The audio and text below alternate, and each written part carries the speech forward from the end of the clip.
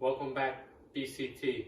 We're getting ready to install our range, and this range is gas and electric. So you can see down here, here's your connections. Here's your electric coming across out here, and here's your gas line from the stove. So you can see how it's offset. That way you can push the stove back flush to the wall, as long as everything in the wall, your gas line and electric, is inside this offset area.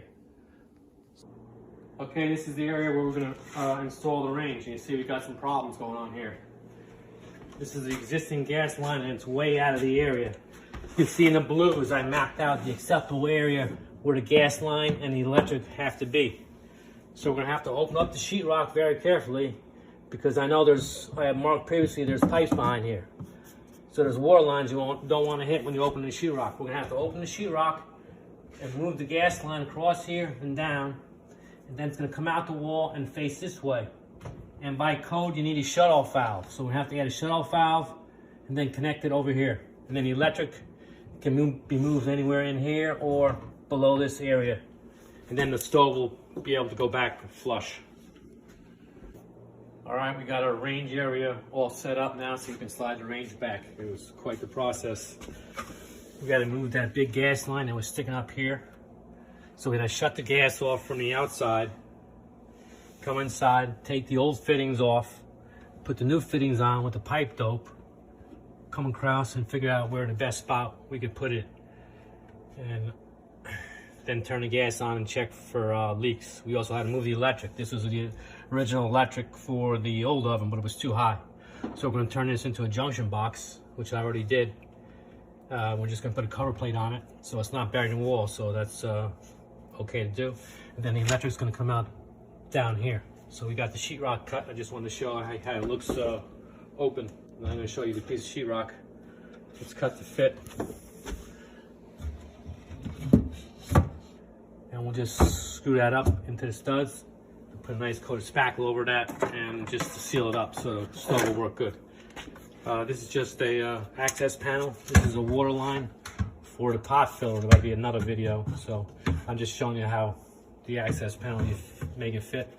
Just put this frame there, cut it to size, and then you can put this cover.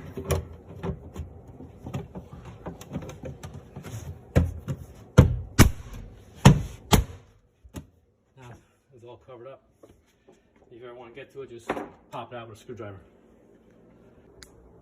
Okay, I want to just demonstrate on how you got to put two fittings together for a pipe. Either use black iron pipe or galvanized. This was galvanized, so we just used the same material, galvanized steel. So either can use this stuff pipe dope, just paint it on the threads, or you can use your special Teflon tape. See, it's yellow, not white. Yellow's for the gas. So you could either just wrap this around the fittings, like so.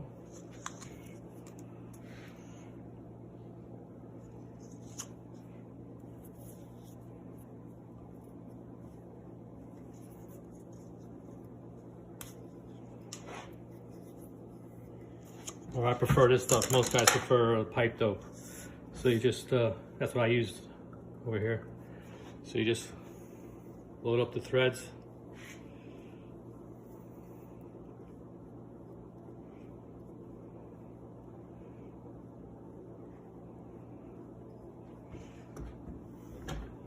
Then you always want to hand tight the fitting first. That way you don't cross thread the threads. Then again, you take two wrenches. You need a backup wrench.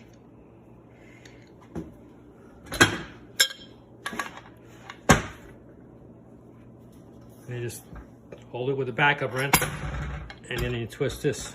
You can see it go around. See it?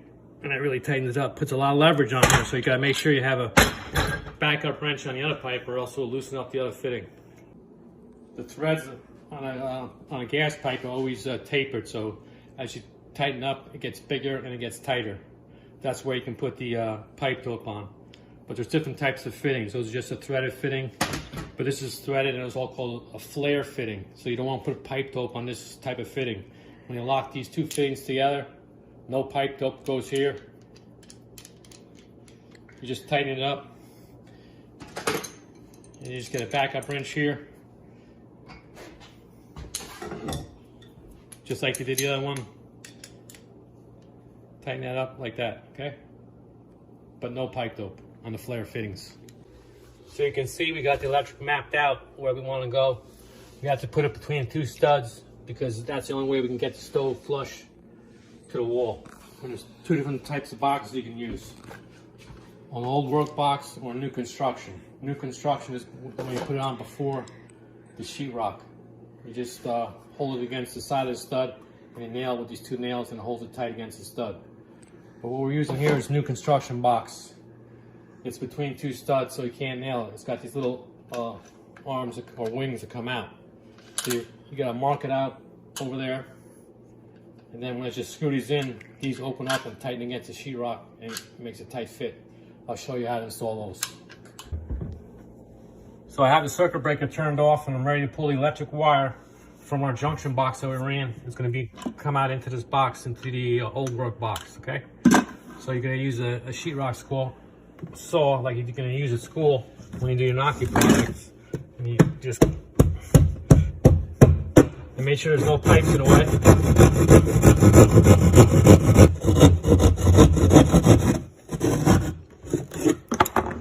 You reach back in here for your wire.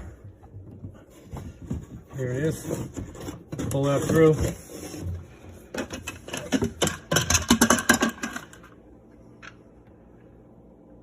Put it in the back of your box.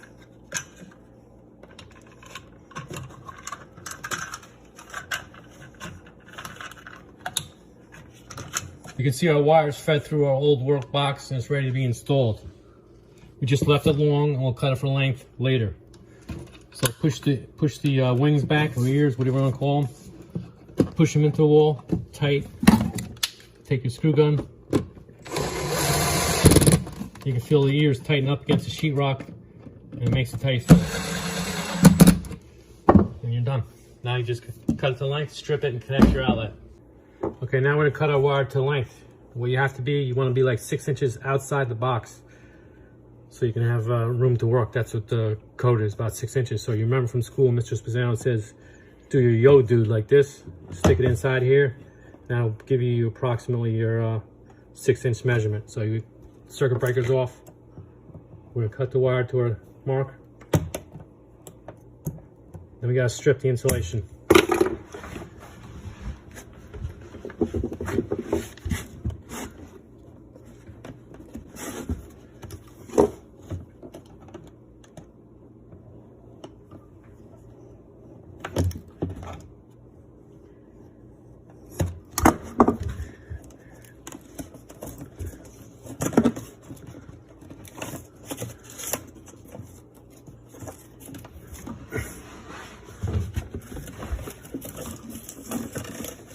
We're about a 1/2 inch of insulation inside the box, so you gotta strip that away. Careful not to cut the wires.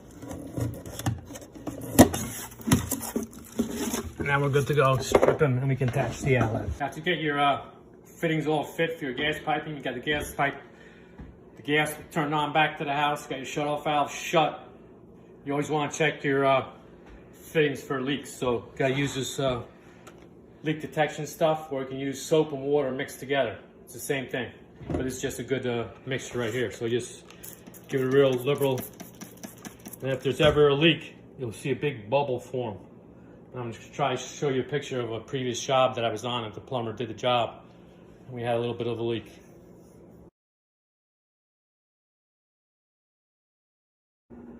All right, we're ready for the final hookup, and I want to talk about 2 items here that are necessary for final hookup. The first is the flexible gas line. This connects to your shut-off valve in the floor or wall and to the back of your range. It has these fittings here. One is, they're both threaded, but one is a flare fitting that goes inside the flex. So you see the difference between that and that. This is where you put the pipe dope or tape, and this you don't put any pipe dope or tape on your flare fitting. So because you want it to seat properly inside this. So you would just tighten this up with your 2 wrenches backing up. So this would attach to your range and the other side gets attached to your shut-off valve in the floor. And then you don't want to go more than 4 foot, and you want to guide it back so it doesn't crimp all over the place and break. So you want to put it where it goes into the recessed part of your range. The other item we got to talk about is required by code. You have to put an anti-tip bracket. So if anybody's working on your stove, it can't tip over and cause injury. So this gets mounted on the back of your range at the bottom, and this gets mounted in the floor. You can see it has a hook. You got to position it so it goes through here like this. So in case the range tips up, it catches the bracket and it won't tip over and cause any injury. So we're ready to push back the range. You can see that we got the gas line and electric properly positioned, and it's not all kinked up, so we can push the stove or range all the way back flush to the wall. You can see we got the blank plate on the electric, and this is for your shutoff valve for your pot filler. Okay, I have 5 questions for you in regards to the video that you can get back to me with. Question number 1. Name the 2 different materials that could be used on the pipe threads when connecting the fittings together. So when you're putting stuff on the pipe threads, I mentioned there's 2 different materials you can use. What are the 2 different materials called? Question number 2. What is the difference between a new work and old work construction box? In the video here, we went between the studs, so we had to use a old work box. Question number 3. Why is it important to hand tight the fitting before using the wrenches when you're tightening the 2 fittings together? Question number 4. Name the type of fitting that you don't put any material on when you thread together. Right here. Question number 5. What is the name of the bracket used that connects to the range and the floor that prevents the range from tipping over? Thank you.